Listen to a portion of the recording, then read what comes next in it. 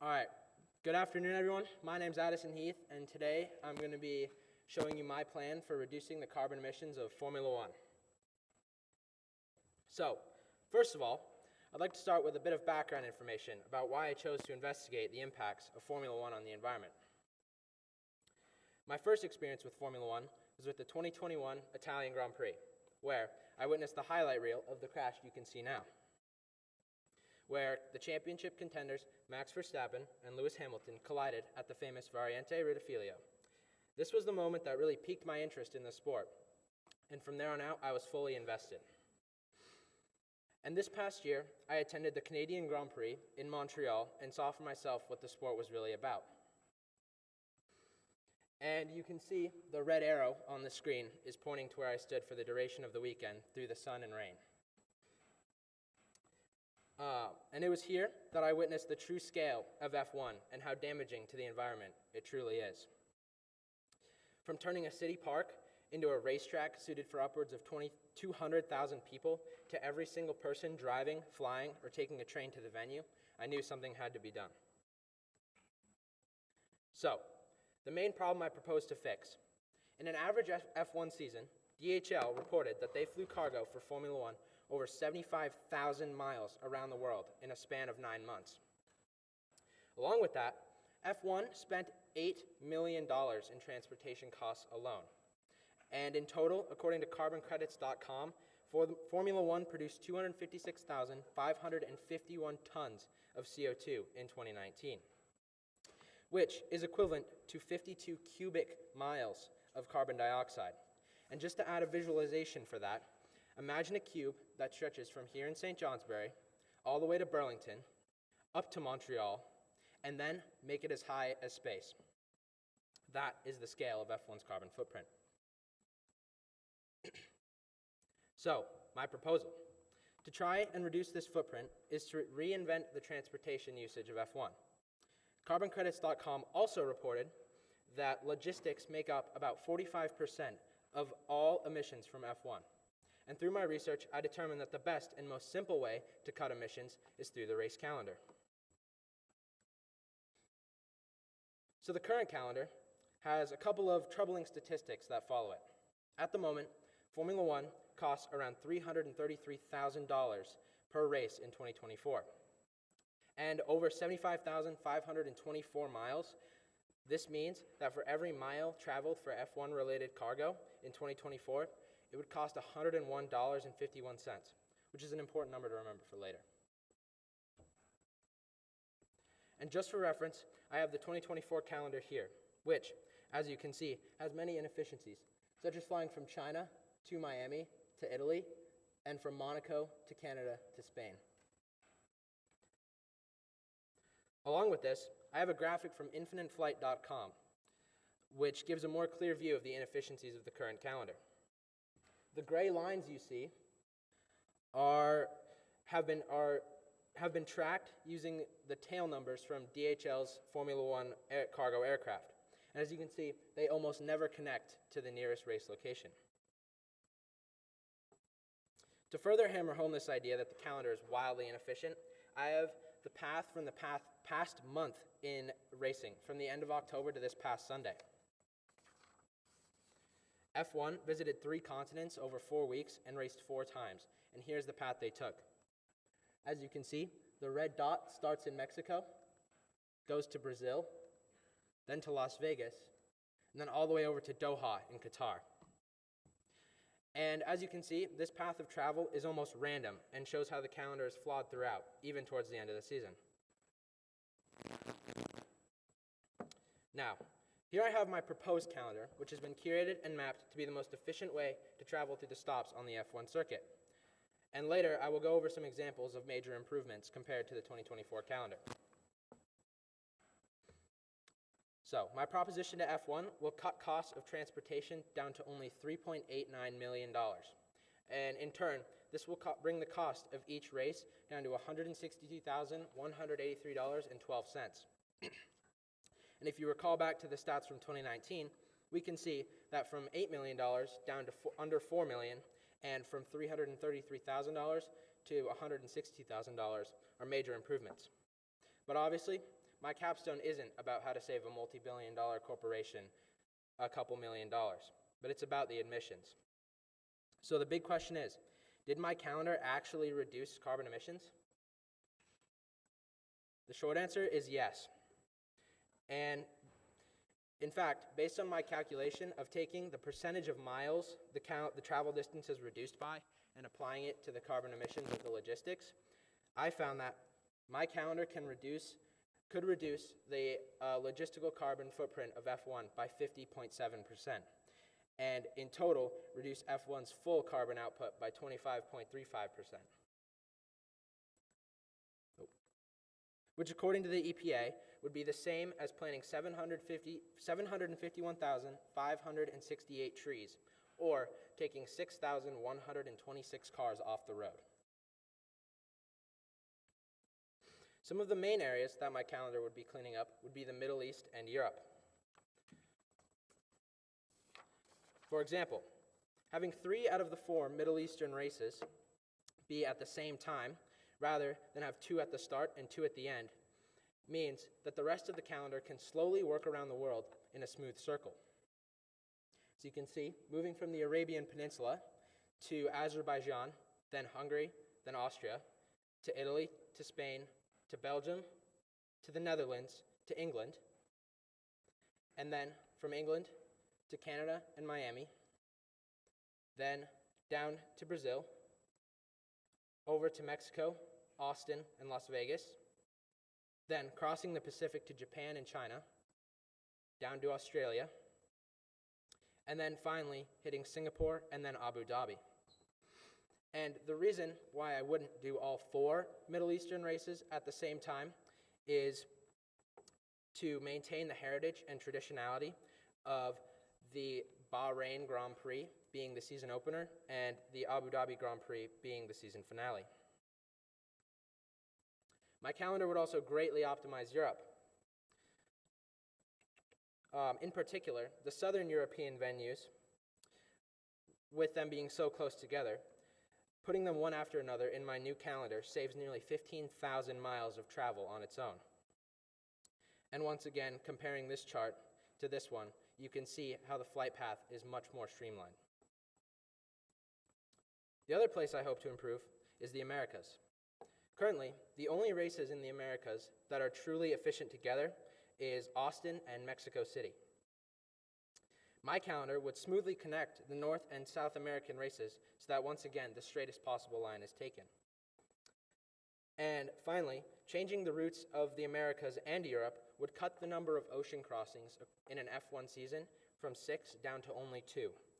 This includes the Atlantic and Pacific Oceans, further reinforcing the benefits of my calendar. To recap, my proposed calendar would streamline the path that F1 takes on its global calendar and global tour, and make it so that the distance they have to travel and the amount they pay is reduced by over 50%, and would reduce F1's total carbon footprint by just over 25%. So, at the start of my research, when I was trying to figure out what method would be the most substantial towards reducing the carbon emissions, there was many that came up short to the calendar, obviously. But I still feel like it would be beneficial to show you what avenues turned out to be dead ends. I researched the possibility of diversifying the methods of travel used to transport the cargo, and according to workingabroad.com, trains would be the most efficient way to move the amount of cargo that F1 requires. But sadly, this idea was quenched by the fact that there just isn't enough rail line outside of Europe to make it worth the effort of setting up routes and signing contracts with different companies. I also tried to see how the actual exhaust from cars was contributing to pollution. Unfortunately, carboncredits.com reported that car exhaust made up under 0.1% of the carbon output from F1 in 2019. But I still wanted to see what a new era of car could look like. So I had ChatGPT create a concept car, and here's what it came up with. This car would, in theory, be similar to the cars from 2021 and would have more power, be lighter and smaller than the current ground effect cars that F1 races with now. And here's what the current cars look like, just for reference.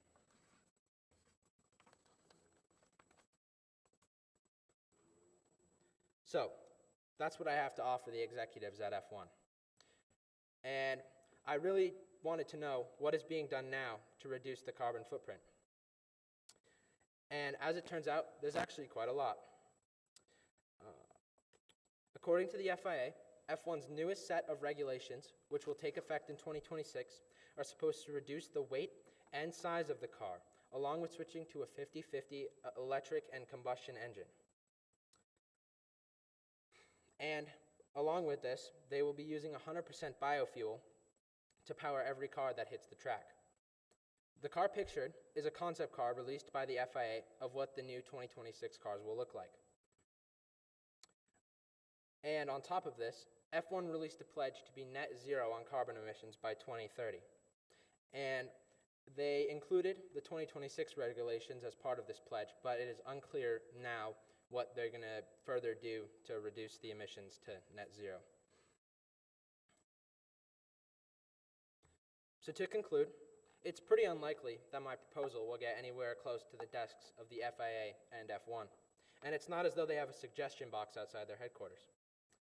And it's unfortunate as a fan of the sport, and I hate to see that I will have to wait until 2026 before any real action is taken, and until 2030 to have any genuine impact on the environment.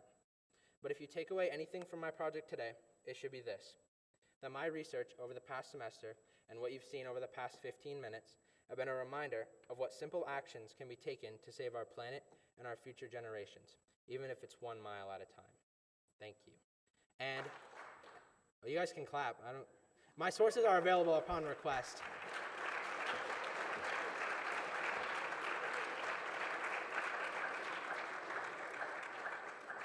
That was pretty good synchrony of all you guys stopping. That was cool. Any questions?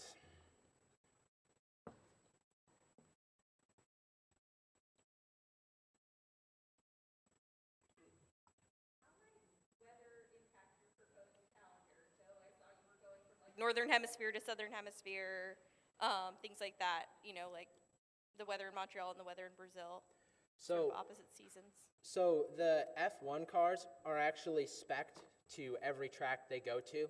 So it's not like they're the same for every race. So when they race in Bahrain in March, they have to race at night because it gets so hot, and even then it's still hot. So they actually cut parts of the body out of the car to let more air out. And during, say, like the Canadian Grand Prix, where it's so much colder, they actually insulate the monocoque of the car so that the engine doesn't freeze while it's on. So it doesn't affect the races as much as you would think. Zach? Is there a reason that F1 doesn't already have that more efficient flight path? From what I found, it mainly has to do with money and how they've been doing it over the past 100 years of racing.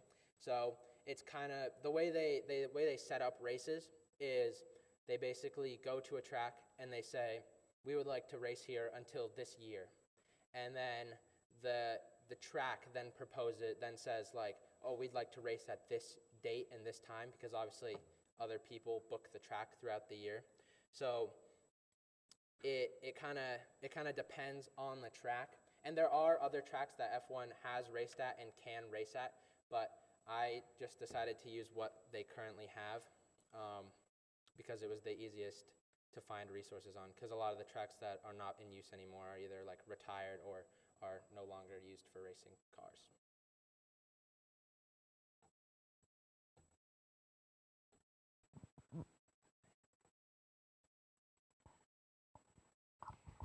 Would reducing the weight of the cars change the sport in any way, such as the ability of the cars to do what they do?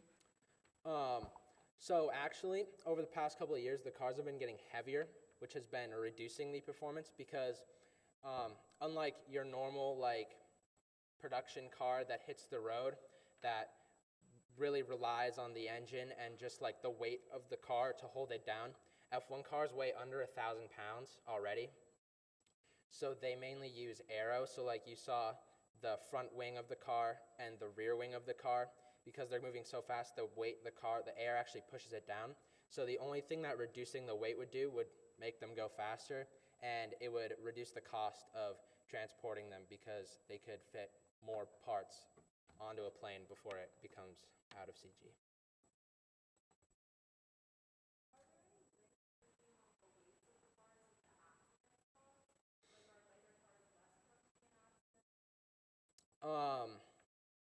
Not that I found in my research, but I do know that this it's not really related to the weight of the car, but just the progression of the car. But as the cars have gotten heavier, there's been less accidents and less like fatal accidents, but that's also due to like safety changes in the cars with like the introduction of the Halo in 2016. And so yeah.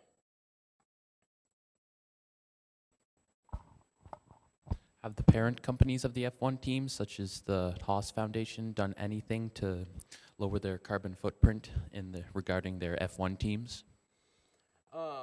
Not that I found. I'm from what I saw in my research, the way that F1 teams transport their stuff is pretty regulated by the FIA and the Formula One Corporation. So they can't use outside like any cargo companies outside of DHL because of contracts they've signed. So it's kind of just waiting until the executives at F1 decide to make it more impactful. So yeah, the teams can't, there's not really much say the teams have in it.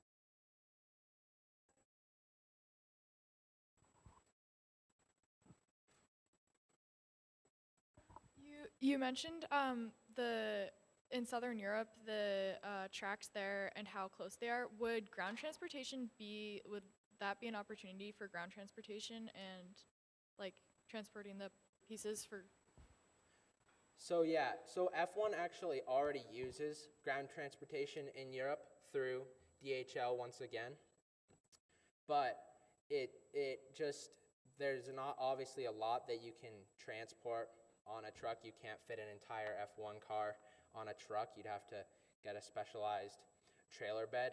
But yeah, there's already, like, from the Emilia-Romagna Grand Prix to the Monaco Grand Prix, they truck a lot of the stuff, but obviously they still have to fly the cars and all of the equipment to get the track ready and stuff.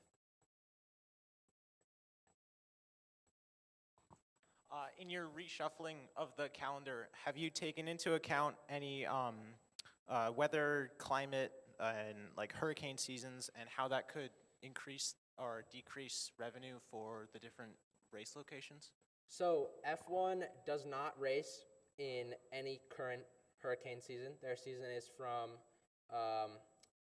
March 3rd to December 8th, and they deliberately already make sure that they go opposite to how the monsoon season and rainy season follows the world. But obviously, races like Brazil have like a 73% rain rate. So obviously, when they're in countries where it rains, they just put on their grooved wet tires and hope for the best.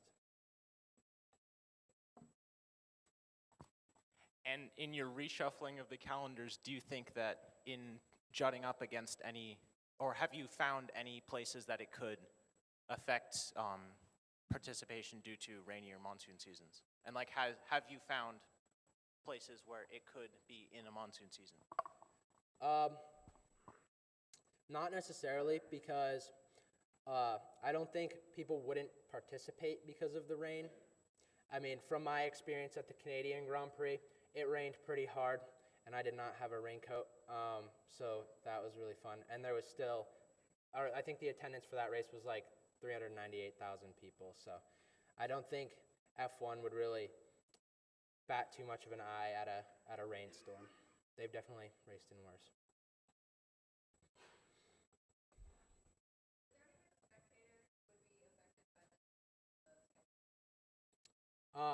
Not to my knowledge. I mean, the schedule it reshuffles all the time, just sometimes for the worse and sometimes for the better. So, like this next year in 2025, they are moving a lot of the Asian races. So like the Japanese Grand Prix, the Australian Grand Prix, the Chinese Grand Prix, all towards the start of the season from like mid-season of where they were this year. And from what I've seen, it does not seem to affect like ticket sales or anything. They're all pretty sold out. Would changing to electric cars have any major drawbacks? Yes, I did research when I was looking for to see if the cars would be a viable way to reduce emissions. I was looking into Formula E, which is a fully electric single-seater racing series, and how switching to fully electric could impact Formula One. And from my research, I found that switching to fully electric would kind of take away a lot of the heritage of Formula One, because part of the reason why people go to races is to hear a 1,200 horsepower turbocharged V6 engine go by you at 220 miles an hour.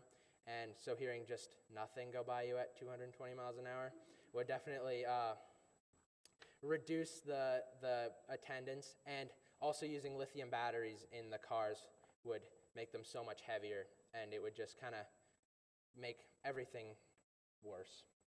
Yeah.